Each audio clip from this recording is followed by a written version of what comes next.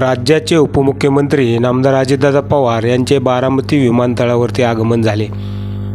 पुणे जिल्हा परिषदेच्या अंतर्गत येणाऱ्या बारामती पंचायत समिती सार्वत्रिक निवडणूक 2026च्या पार्श्वभूमीवर राष्ट्रवादी काँग्रेस पक्षाच्या वतीने प्रचाराचा शुभारंभ करण्यात आला।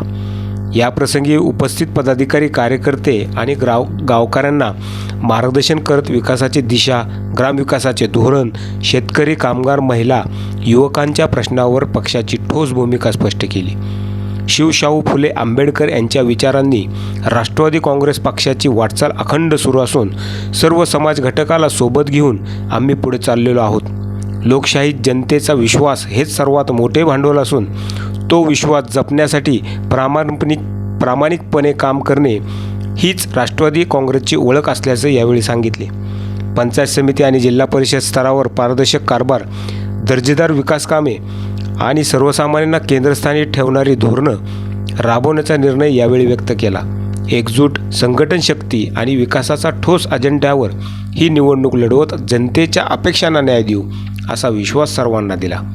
उपमुख्यमंत्री नामदार अजितदादा पवार यांनी आज कनेरी या ठिकाणी ग्रामदैवत असलेल्या श्री मारुतीच्या चरणी नारळ फोडून जिल्हा परिषद व पंचायत समिती निवडणुकीचा प्रचाराचा शुभारंभ केला।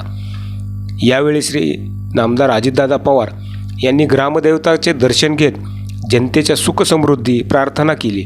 विकास, सुशासन आणि लोकहिताचा प्राधान्य देत आगामी काळात जिल्हा परिषद व पंचायत समितीच्या माध्यमातून सर्वांगीण प्रगती साधण्याचा निर्धार त्यांनी यावेळी व्यक्त केला। याप्रसंगी स्थानिक लोकप्रतिनिधी, पदाधिकारी, कार्यकर्ते तसेच नागरिक मोठ्या संख्येने उपस्थित होते।